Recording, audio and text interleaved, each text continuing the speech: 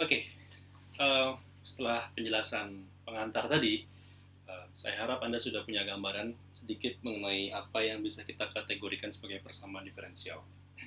Nah, kita akan masuk ke persamaan diferensial biasa.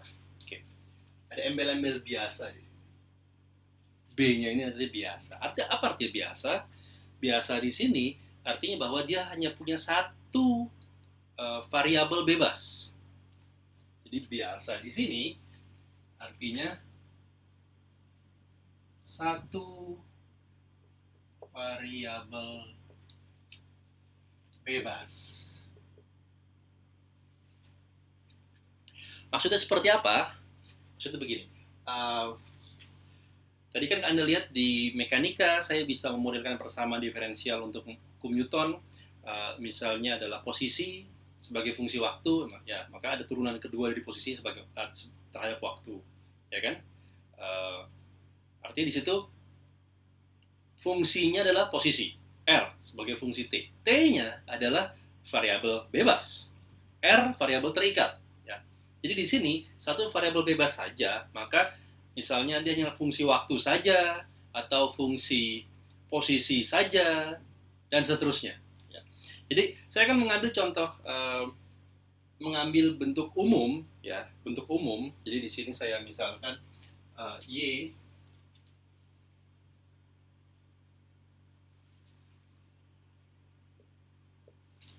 Y adalah fungsi sembarang dan dia bergantung pada parameter pada variabel X, ya. Dia bergantung pada variabel X. Oke.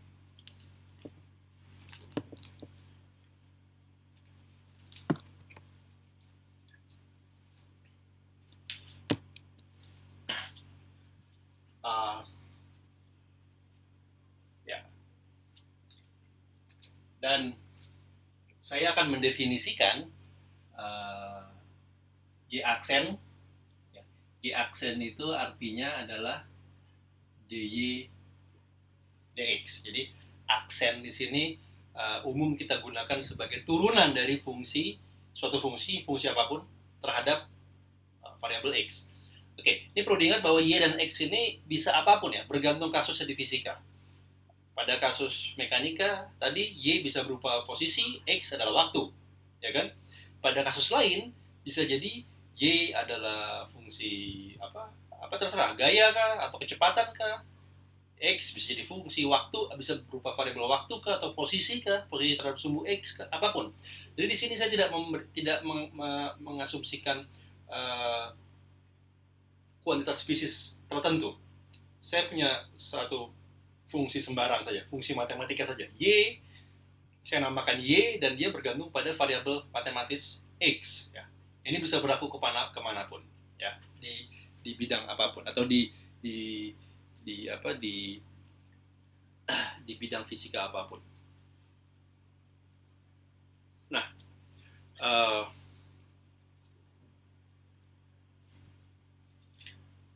PDB artinya saya punya persamaan diferensialnya secara umum dapat saya tulis sebagai berikut. Enaknya di sini aja.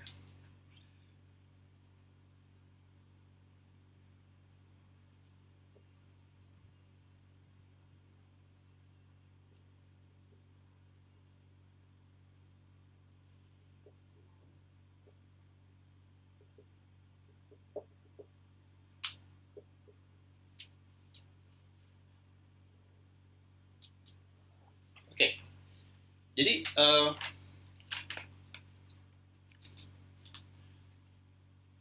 saya punya A0 dikalikan Y ditambah A1 dikali Y aksen. Y aksen artinya turunan pertama Y terhadap X. Ditambah A2 dikali Y double aksen. Ditambah A3 dikali Y triple aksen. Double aksen maksudnya turunan kedua Y terhadap X. Berarti D kuadrat Y dx kuadrat.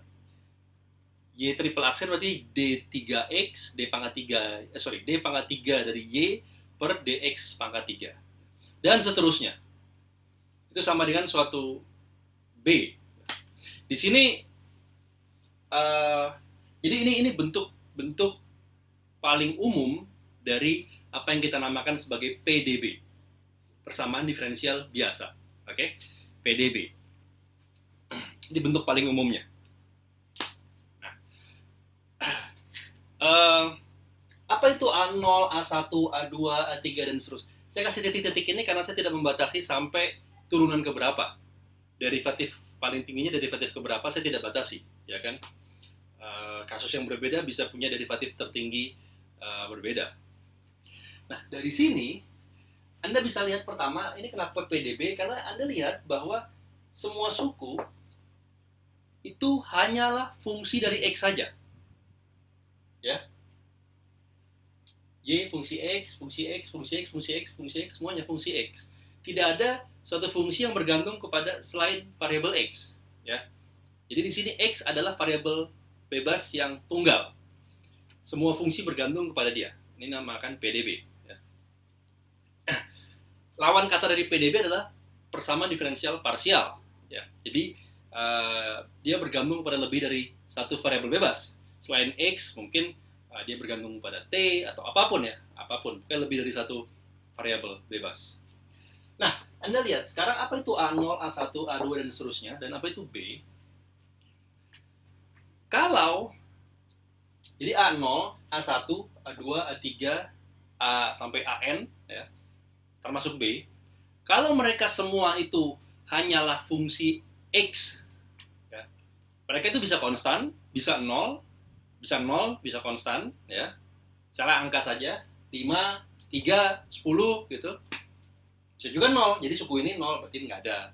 Atau suku ini 0, A3 0, berarti suku Y triple aksen nggak ada, gitu kan.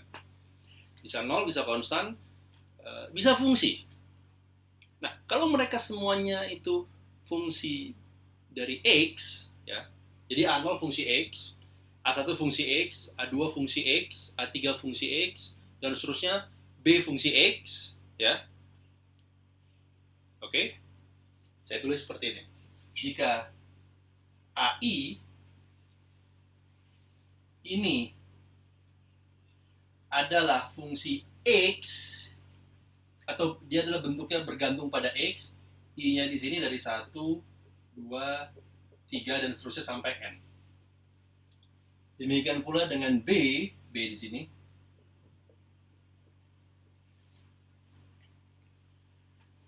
Ini cara membacanya adalah bahwa AI, A0, A1, A2, dan sampai N itu semuanya adalah fungsi X.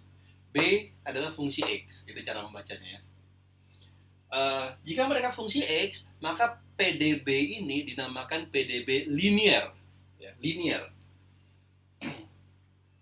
Jadi ini PDB linear.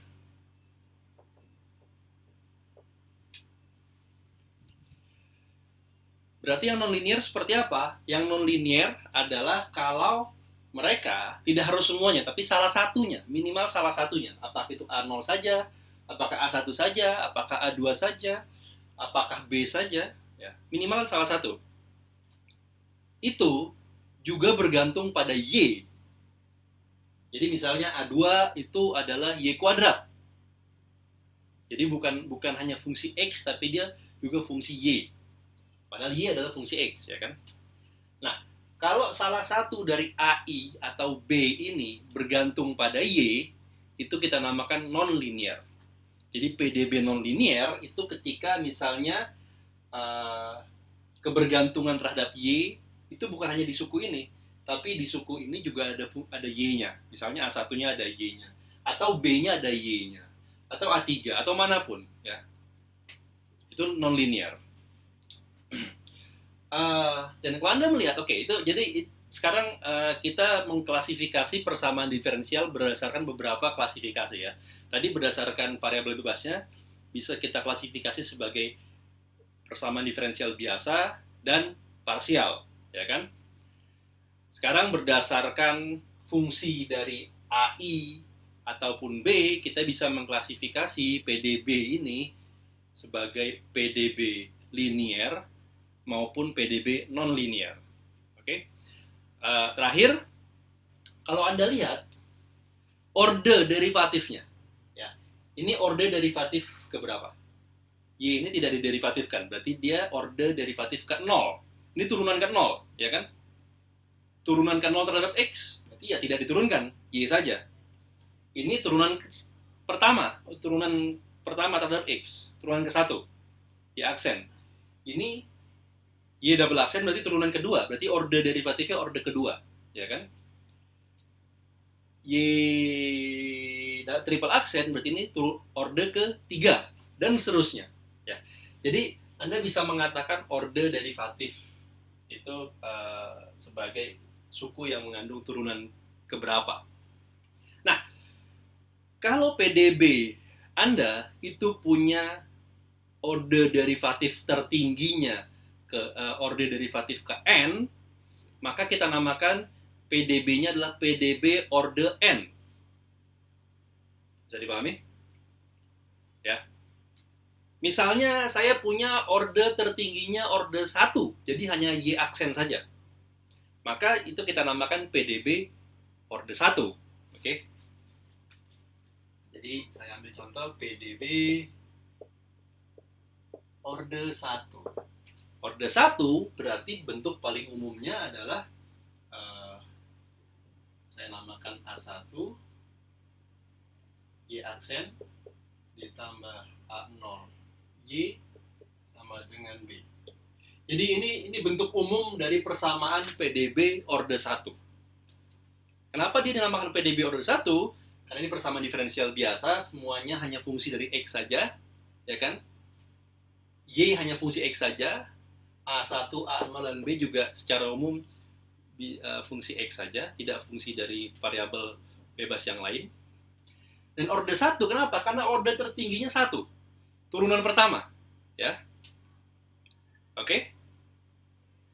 Jadi kita lihat order ke n itu berdasarkan order derivatif tertinggi. Ya.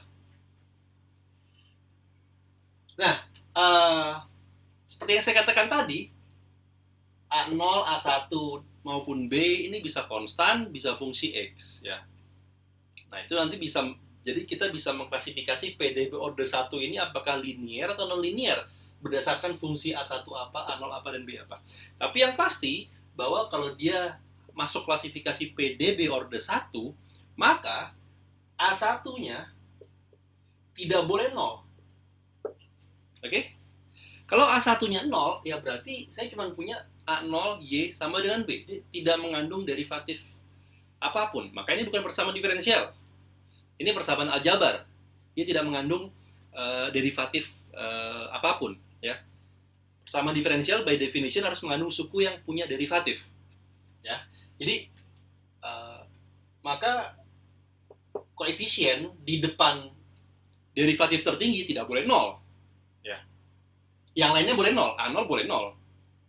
B boleh 0. Artinya ada kasus-kasus di mana A0-nya 0 atau B-nya 0.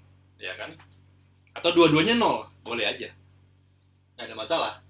Tapi A1 nggak boleh 0. Karena kalau A1 0, ini tidak bisa kita klasifikasikan sebagai PDB order 1. Dan juga seterusnya ya. Maka Anda bisa membayangkan bahwa PDB order 2 itu bisa Anda tulis secara umum adalah A2 Y double aksen ditambah A1 Y aksen ditambah A0 Y sama dengan B. Ya kan? Nah, ini sama. A2 tidak boleh 0. Pokoknya apapun yang terjadi, A2 tidak boleh 0. Dia bisa fungsi, bisa konstan, tapi tidak boleh 0. Oke? A1 boleh 0. A0 boleh 0. B boleh 0. 2 dari 3 ini boleh 0. Ketiganya boleh 0. Tapi ini tidak boleh 0. Oke? Bisa dipahami ya. Dan juga seterusnya. Untuk PDB order n, maka AN-nya tidak boleh 0. Oke? Paham ya?